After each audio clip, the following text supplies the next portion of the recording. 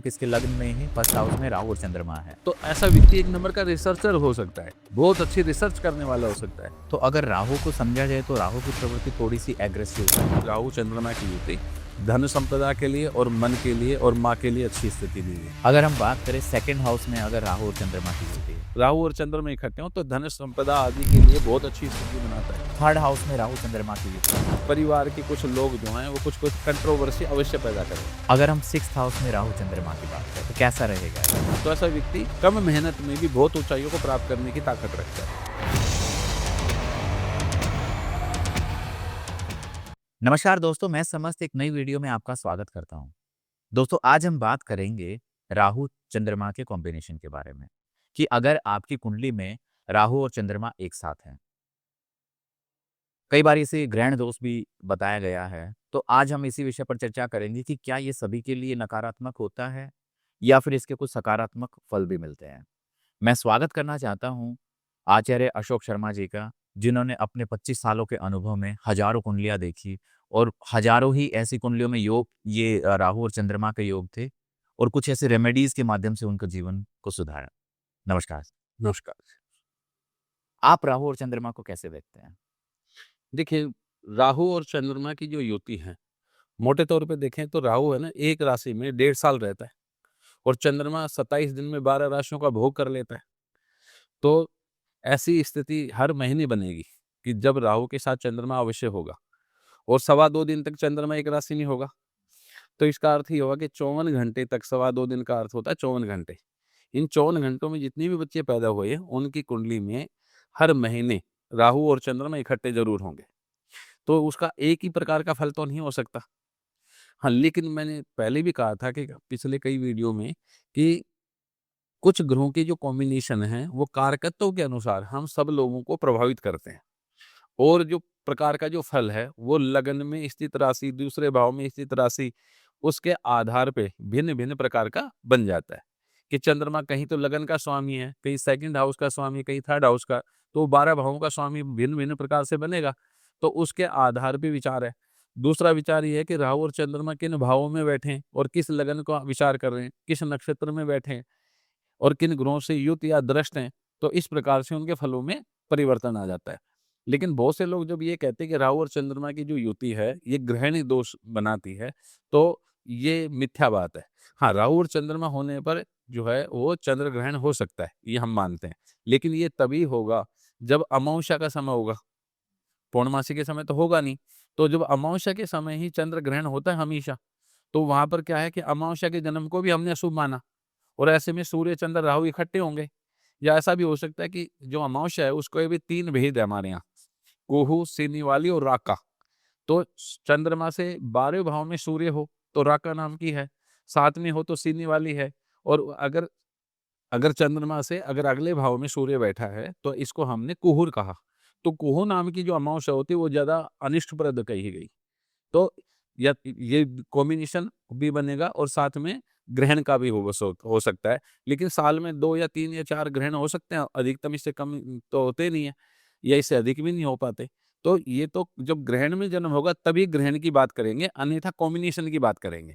हाँ, लेकिन राहु और चंद्रमा की युति व्यक्ति को भिन्न भिन्न भावों में अलग अलग प्रकार का फल दे सकते। तो अगर राहु को समझा जाए तो राहु की प्रवृत्ति थोड़ी सी एग्रेसिव है और चंद्रमा की जो प्रवृत्ति देखी जाए वो थोड़ा सा जल से रिप्रेजेंट है। हाँ, कल्पनाशील है, मन का कार्य। तो यहाँ पे क्या हमेशा राहु भारी पड़ता है चंद्रमा पर? नहीं, राहु क्या करेगा, राहु जिस ग्रह के साथ बैठेगा, उसके फलों को बढ़ा देता है। राहु की एक खासियत है, केतु की भी यही खासियत है। तो जब राहु चंद्रमा के साथ बैठे, मान लीजिए कि किसी के लगन में ही बैठा है राहु चंद्रमा। मान लो हम फर्स्ट हाउस के हिसाब से करते हैं कि मान लो किसके लग्न में ही फर्स्ट हाउस में राहु और चंद्रमा है, तो ऐसे व्यक्तित्व कैसा? हाँ, तो ऐसा व्यक्ति एक नंबर का रिसर्चर हो सकता है। बहुत अच्छी रिसर्च करने वाला हो सकता है। उसकी बुद्धि, उसकी कल्पना शक्ति, उसका विचार की क्षमता, उसके निर्णय लेने की जो पावर है, वो और लोगों से एक्स्ट्राऑर्डिनरी मिलेगी आपको। तो इसी के कारण कन्फ्यूजन भी पैदा हो जाएगी। क्योंकि ये सच बात है कि कम विकल्प वाला व्यक्ति ज़्यादा ना जो सुखी मिलेगा आपको और बहुविकल्प वाला व्यक्ति ज़्यादा दुखी मिलेगा। भई आपको मालूम है कि मेरे को ये टीवी खरीदना है इस मॉडल का, तो वो ले आइए आप, तो आपको कोई परेशानी नहीं। लेकिन वहाँ जाकर के आप कन्फ्यूज़ हो गए। तो राहु चंद्रमा कन्फ्यूज़ भी करता है। लेकिन किसी एक ही विषय में अगर ऐसा व्यक्ति जाता है तो उसके अंदर बहुत ऊंचाइयों को प्राप्त कर सकता है। यहाँ पर भी ये विचार है कि अगर लगन में वृषभ, कन्या और मकर राशि हो, 2, 6, 2, 4, 6 और 10, वृषभ, कर्क, कन्या और मकर 4 राशियों में अगर राहु के साथ चंद्रमा लगन में ही बैठा है, तो ये बहुत ही सुंदर योग है। ऐसा व्यक्ति बहुत ज़्यादा ऊँचाइयों को छूने वाला होता है और उसी प्रकार से रक्षा करता है जिस प्रकार से पिता जो है अपने पुत्र की रक्षा करता है। तो राहु का तो सिंपल सा नियम था, यद्यत भावगतो वापि वाला। तो वो जिस भाव में बैठे उसका फल देगा या जिस भावेश के साथ बैठे उसका फल देगा। तो यहाँ राहु चंद्रमा जो है व्यक्ति को बहुत कल्पनाशील, बहुत रिसर्चर बना देगा। लेकिन गलत चीज़ों में चला जाए, इसके साथ में मान लो कि शनि की दृष्टि आ जाए राहु चंद्रमा पे, तो फिर व्यक्ति की जो सोच है वो नैरो माइंडेड हो गया, छोटी सोच का, संकुचित दिमाग वाला हो गया। तो गलत चीज़ों में भी जा सकता है। ऐसा व्यक्ति बदमाशी भी कर सकता है, ऐसा व्यक्ति गैम्बलिंग भी खेलने वाला हो सकता है, ऐसा व्यक्ति किसी के पैसे चुराने की भी वो कर सकता है। यानी गलत चीज़ों में भी जा सकता है। लेकिन बृहस्पति की दृष्टि आ जाए, ओहो! क्या शानदार अच्छी बात है। ऐसा व्यक्ति किसी न किसी विषय में बहुत ज़्यादा पारंगत हो सकता है। तो ये देखने की बातें हैं, क्योंकि चंद्रमा और राहु की युति होने मात्र से कि ये बहुत सुंदर है या असुंदर है, ये और भी बहुत सारे कॉम्बिनेशन के ऊपर डिपेंड करता है। अगर हम बात करें सेकंड हाउस में अगर राहु और चंद्रमा की होती है। हाँ, चंद्रमा सेकंड हाउस में अगर राहु के साथ में बैठा है, तो ये परिवार के अंदर कंट्रोवर्सी पैदा करता है। वाणी के अंदर भी कंट्रोवर्सी पैदा करता है और यहाँ पर व्यक्ति की जो को वाचाल बनाता है, यानी बहुत ज्यादा बोलने वाला। और ऐसा व्यक्ति जो है वह जहाँ पर भी उसको गरज पड़ेगी, जहाँ भी उसको आवश्यकता पड़ेगी, तो ऐसा व्यक्ति है ना जो गधे को भी बाप बना ले, कोई बड़ी बात नहीं है। यानी अपने काम निकालने के लिए ऐसा व्यक्ति किसी भी हद तक जा सकता है। लेकिन यहाँ पर भी ये देखना होगा कि सेकंड लॉर्ड सेकंड में ही हो और फिर राहु के साथ में चंद्रमा कर्क राशि में होगा। राहु की तो कोई राशि हो नहीं सकती, तो कर्क राशि में ही ये हो सकता है। राहु और चंद्रमा इकट्ठे हों तो धन संपदा आदि के लिए बहुत अच्छी स्थिति बनाता है। लेकिन पारिवारिक परिप्रेक्ष्य में कहीं न कहीं परिवार के कुछ लोग जो हैं वो कुछ-कुछ कंट्रोवर्सी अवश्य पैदा करेंगे। धन संपदा के संदर्भ में अच्छा फल देगा और ऐसा व्यक्ति झूठ बोलने में माहिर होता है, ऐसा व्यक्ति प्लानिंग करने में बहुत अच्छा होता है, ऐसा व्यक्ति षड्यंत्रकारी भी हो सकता है और बृहस्पति आदि की दृष्टि हो तो बहुत अच्छा ईमानदार भी हो सकता है, बहुत अच्छा अधिवक्ता हो सकता है, वकील हो सकता है। तो ये देखना पड़ेगा कि पाप ग्रहों की दृष्टि से पाप फल बढ़ जाता है, शुभ ग्रहों की दृष्टि से शुभता आ जाती है। जी। पर अमूमन अगर पैसे की बात करें तो पैसे से रिलेटेड कोई प्रॉब्लम नहीं। प्रॉब्लम नहीं होती, लेकिन यहाँ पर चंद्रमा जो है वो माँ को रिप्रेजेंट करता है, मन को रिप्रेजेंट करता है। तो हमारे मन में संतोष की भावना नहीं हो पाती। हम आगे से आगे और आगे बढ़ने की जो है आकांक्षा व्यक्ति के मन और मस्तिष्क में, उसकी अंतःचेतना में व्याप्त हो जाती है। तो ऐसा व्यक्ति बहुत प्रोग्रेस करने की कोशिश करता है और उसमें आगे बढ़ता रहता है। तो ये भी बात उसमें विशेष तौर पे आ जाएगी। दूसरा, ये माँ के लिए अच्छा नहीं है। चंद्रमा, क्योंकि जैसे शनि और चंद्रमा की बात करी, माँ को जो भी प्रॉब्लम होंगी, वो वायरल इन्फेक्शन जनित होंगी और ये सडन होंगी जब भी होंगी। एकदम स्वस्थ है माँ, लेकिन अचानक ही कोई हेल्थ की प्रॉब्लम हुई और अचानक ही ना कुछ मिसहैपनिंग भी हो सकती है या कुछ ऐसे रोग हो सकते हैं जो लंबे समय तक चलते रहें। ऐसी स्थितियाँ बनती हैं। स्वयं के साथ भी ऐसा होता है कि स्वयं अचानक कोई ऐसा डिसीज़न ले ले जिसके कारण से आबाद हो जाए और अचानक ऐसा डिसीज़न ले जिसके कारण से बर्बाद में हो जाए। तो ये दोनों चीज़ें ही देगा राहु चंद्र। अगर थर्ड हाउस में राहु चंद्रमा की युति हो। हाँ, थर्ड हाउस में ये एक संदर्भ में अच्छा ऐसा व्यक्ति है ना जो अपने परिवार का, भाई-बहनों के प्रति, समाज के प्रति अपना उत्तरदायित्व निभाने वाला व्यक्ति होगा। लेकिन ये छोटे भाई-बहनों के स्वयं के स्वास्थ्य के लिए अच्छी स्थिति नहीं है। उनको कहीं न कहीं ये पीड़ित कर सकती है, उनके वैवाहिक जीवन को पीड़ित कर सकती है, उनकी साइकोलॉजी को, मेंटालिटी को पीड़ित करने की ताकत रखता है। लेकिन ऐसा व्यक्ति भाग-भाग करके, अच्छी-अच्छी प्लानिंग करके जीवन में स्वयं बहुत सफल हो जाएगा। साहसी होगा ऐसा व्यक्ति, हाँ, साहसी भी हो। क्योंकि राहु वहाँ पे जाके बढ़ा लेगा उसको। चंद्रमा को मालूम है कि मेरे को कैसे काम करना है, तो ऐसा व्यक्ति कम मेहनत में भी बहुत ऊँचाइयों को प्राप्त करने की ताकत रखता है, क्योंकि प्लानिंग बहुत अच्छी होगी। क्योंकि ये भी सच बात है कि बहुत मेहनत करने से ही व्यक्ति को सफलता नहीं मिलती, प्लानिंग से सफलता मिलती है। तो ऐसे व्यक्ति की सोच समझ जो है, वो बहुत ही शानदार हो सकती अगर हम फोर्थ हाउस की बात करें, फोर्थ हाउस में अगर राहु और चंद्रमा की युति बन जाए, कैसा रहेगा ऐसा व्यक्ति? है। ये चौथे भाव का राहु चंद्रमा की युति अच्छी नहीं है। इसलिए है कि ऐसे व्यक्ति के मन में संतोष की भावना बहुत ही कम रह पाती है।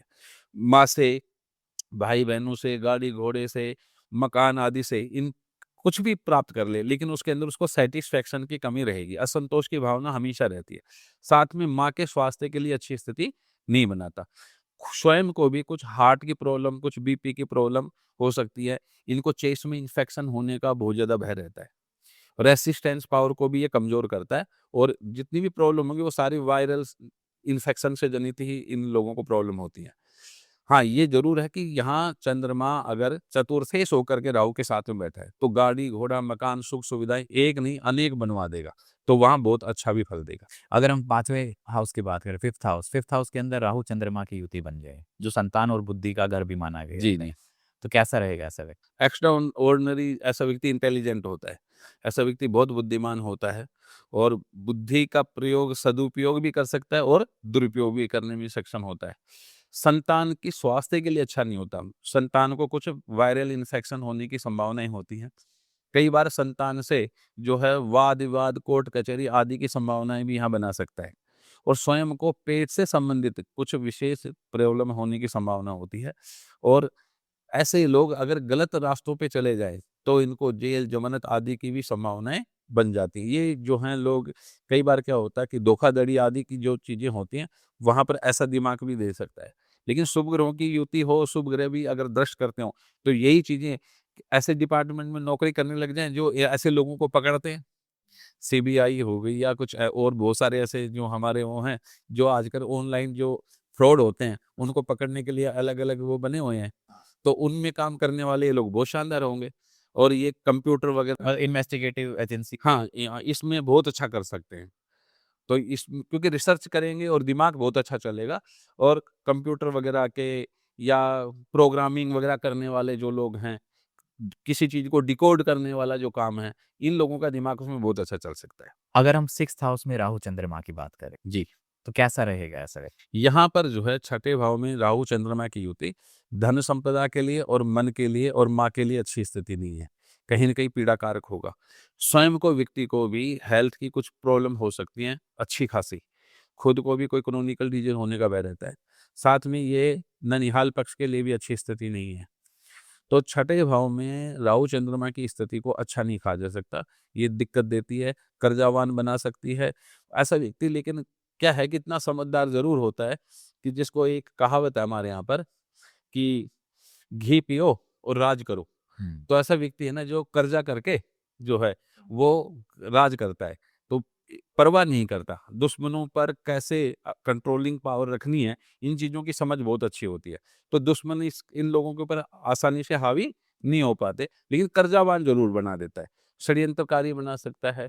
अच्छी चीज़ों में जाए तो हर कोई भी कॉम्पिटिशन को है ना जो डिकोड करके उसमें सफलता भी अर्जित करने वाला बना सकता है। तो वो देखना पड़ेगा कि कैसी स्थिति है और अन्य ग्रहों का कैसा। हाँ, क्योंकि अमूमन 6th हाउस में अगर राहु है तो शत्रुघ्नता योग भी बोलते हैं। हाँ, तो चंद्रमा के साथ है ना यहाँ, तो इसीलिए तो ये प्लानिंग भी अच्छी कर सकता है। तो ये दोनों बात लागू हो जाती हैं। अन्य ग्रहों पर भी राशि स्थिति के ऊपर भी निर्भर करेगा। अगर इसमें फिर लग्न का भी कुछ एक्सेप्शंस रहेंगे? हाँ, बिल्कुल होगा। अगर बात करें कि वृषभ लग्न है जैसे, तो 2 और 5, 7 तो यहाँ लग्नीय से ही शुक्र बना, और षष्ठेश भी शुक्र है। तो षष्ठेश षष्ठ में राहु के साथ में बन गया, और यहाँ पर है ना जो तृतीयेश होकर के हुआ, तो यहाँ पर चंद्रमा थर्ड लॉर्ड है और षष्ठेश षष्ठ में है। तो पहले भाई-बहन जो हैं इसके बहुत राइज़ करेंगे, उसके बाद में भाई-बहनों से जो है वाद-विवाद हो जाएगा, और दोनों के बीच में संबंधों में गतिरोध पैदा हो सकता है, परेशानियाँ उठानी पड़ सकती हैं। और ऐसा व्यक्ति बहुत मेहनत करके आगे बढ़ने वाला होता है, लेकिन उसके बावजूद भी जीवन में परिवार से, या तो परिवार इसका विरोध करेगा, या ये व्यक्ति अपने परिवार का विरोध करना ये हमने बात की जिनका वृषभ लग्न था वो 6th हाउस में। हाँ, हाँ, हाँ, बिल्कुल। अगर चलिए 7th हाउस में चलते हैं हम। 7th हाउस मैरिज और पार्टनरशिप का माना गया। तो यहाँ पे अगर राहु और चंद्रमा बैठे हैं, राहु और चंद्रमा 7th हाउस में जिनके होंगे, तो ऐसा व्यक्ति अपने विवाहित जीवन को चलाने की रणनीति, उसके बारे में अच्छी समझ रखने वाला होता है, लेकिन जीवन साथी को कुछ हेल्थ की प्रॉब्लम हो सकती है। उनको कहीं न कहीं परेशानियों का सामना करना पड़ेगा। अन्यथा उसको मालूम है कि जीवन साथी से कैसा व्यवहार करना चाहिए, किस तरीके से बात करनी चाहिए, और किस तरीके से मैं अपनी मैरिड लाइफ़ को आगे लेके चल सकता हूँ। इसकी समझ स्वयं को बहुत अच्छी होती है। हाँ, पत्नी भी जो है वो भी बहुत ही स्मार्ट होगी, बहुत समझदार होगी।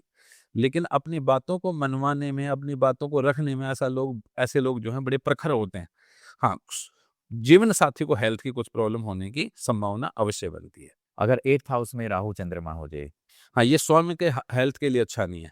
ये स्वयं के मन के लिए भी अच्छा नहीं है, धन के लिए भी अच्छा नहीं है, परिवार के लिए भी अच्छा नहीं है और ससुराल पक्ष को भी नुकसान पहुँचाने वाला योग है।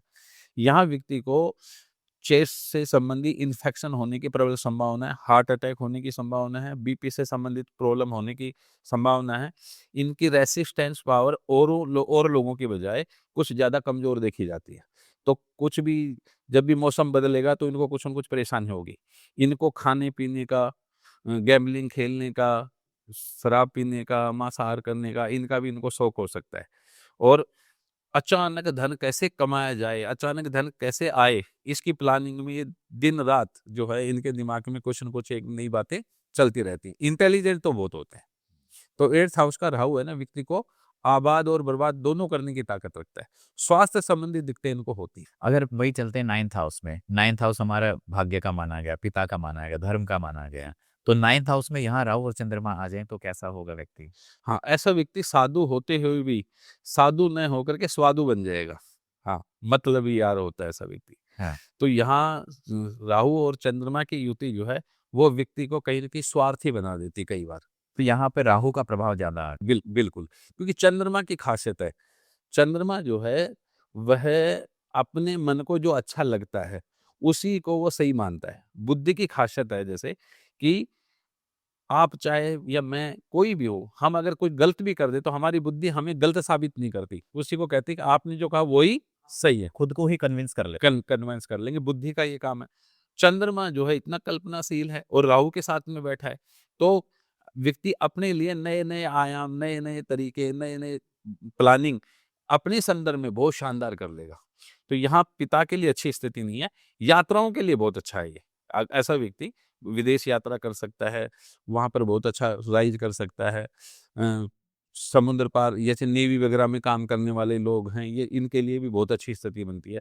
अष्टम भाव में राहु चंद्रमा नेवी वालों के लिए अच्छा नहीं है। उनको कुछ न कुछ दिक्कतों का सामना करना पड़ सकता है, क्योंकि अष्टम भाव में चंद्रमा होने मात्र से भी जल से है ना जो इन लोगों को भय होता है। लेकिन नवम भाव में ये भय नहीं होता। ऐसे लोगों को इन जल से नेवी वगैरह में काम करने वाले हैं, इन लोगों को बहुत ऊँचाइयाँ देता है, बहुत शानदार रहता है। ऐसे व्यक्ति जो हैं वो खेल-कूद के अगर मान लो कि कोच वगैरह हों, तो उसमें भी बहुत ऊँचाइयाँ देने वाला बना देता है। लेकिन पिता के लिए अच्छी स्थिति नहीं है। स्वयं को कुछ टाँगों से संबंधित कुछ परेशानियाँ होने का भय रहता है। चेस्ट में इन्फेक्शन होने का भय रहता है। साथ में अपने धर्म के प्रति ऐसे लोग जो है ना मोल्ड होने की ताकत भी रखते हैं। कई जगह तो कहेंगे कि हाँ, जो हमारा धर्म है वही सर्वश्रेष्ठ है।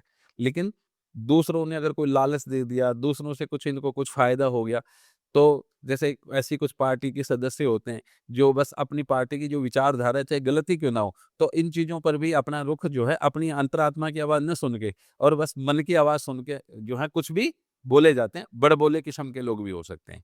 तो यहाँ पर 9th हाउस में राहु चंद्रमा जो है, बहुत सारे संदर्भों में नेगेटिव है। नेगेटिव।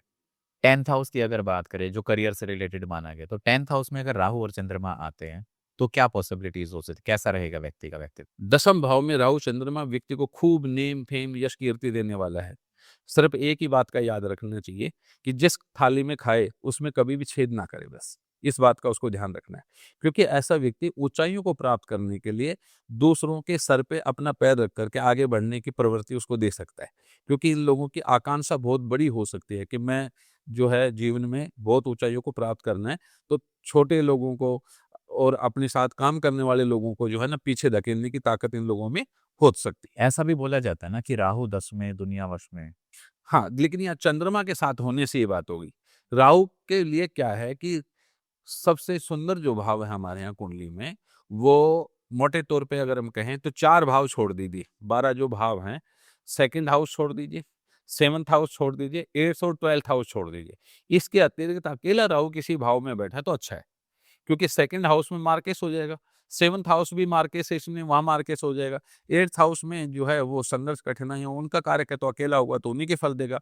12वें भाव में जेल, जमानत आदि, एक्स्ट्रा एक्सपेंडिचर आदि, हॉस्पिटलाइज़ेशन होना, हेल्थ की प्रॉब्लम होना, नींद ना आना, ये सारी चीज़ें 12वें भाव। तो इन 4 भावों के अतिरिक्त अन्य भावों में अकेला राहु है, तो राहु को अच्छा ही माना ज्योतिष शास्त्र में। तो वहाँ राहु 10 में और दुनिया वश में, तो आप कह सकते हो, क्योंकि ऐसे व्यक्ति की जो कर्म भूमि होती है उसके संदर्भ में ऐसे लोगों की प्लानिंग बहुत अच्छी होती है। लेकिन चंद्रमा होने से क्या है कि बुद्धि से काम नहीं लेके मन से काम लेने वाला व्यक्ति हो गया। इमोशनल अटैचमेंट हो गई एक्चुअल में, किसी से भी हो गई। तो अब खुद के इमोशन से कि मैं बहुत ऊँचाइयों पे जाना चाहता हूँ। तो राहु है ना, जो क्या करेगा, जायज़ और नाजायज़ इस भेद को मिटा देगा कि अच्छा ये काम अच्छा है और ये काम बुरा है। वो बुरे में भी अच्छा ही ढूँढ लेगा और आगे बढ़ने की कोशिश करेगा, तो यहाँ गड़बड़ पैदा होती है। तो ऐसे लोग है ना, कई बार क्या किसी कंपनी में गबन कर देते हैं। हुँ।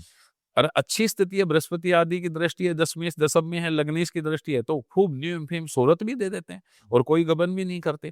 तो ये कॉम्बिनेशन के ऊपर निर्भर करता है। तो दसम भाव में राहु चंद्रमा नौकरी व्यवसाय आदि के अंदर ही कई बार जो है वाद विवाद, कोर्ट कचहरी, मुकदमाबाजी ऐसी स्थितियां भी बना देते हैं।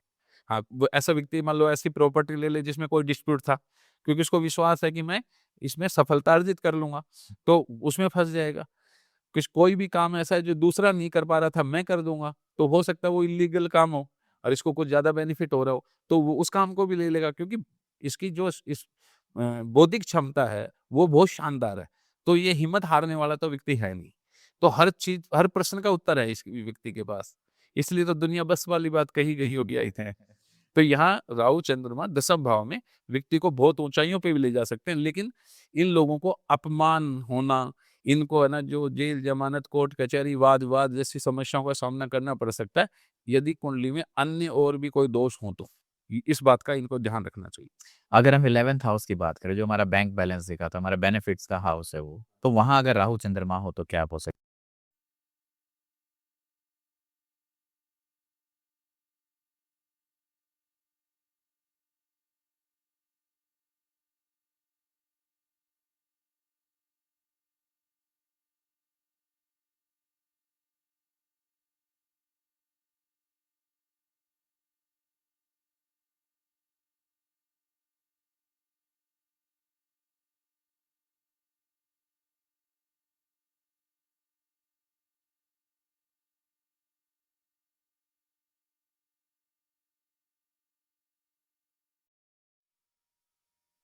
अगर हम बात करते हैं 12th हाउस की, 12th हाउस में जो हमारा एक्सपेंसेस, लॉसेस या विदेश से रिलेटेड माना गया है, तो यहाँ अगर राहु चंद्रमा है तो क्या पॉसिबिलिटीज़ होंगी? यहाँ बहुत ज्यादा मेंटली डिस्टर्बेंस देने वाला है।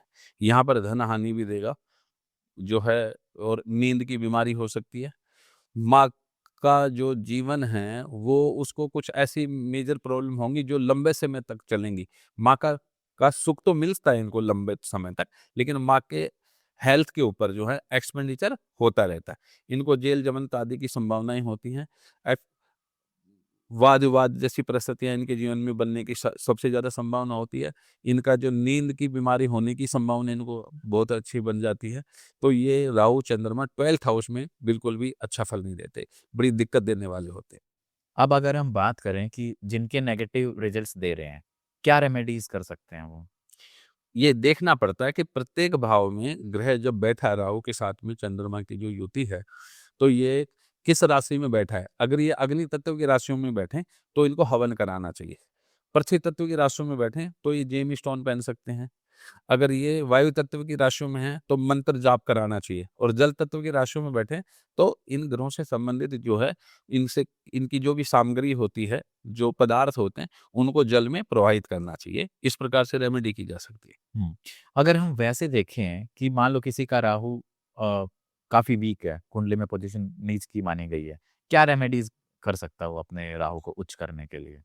राहु के लिए सबसे अच्छा तरीका है कि राहु के कुफल को जो है, जो कंट्रोल करने वाला जो प्लेनेट है वो बुध है।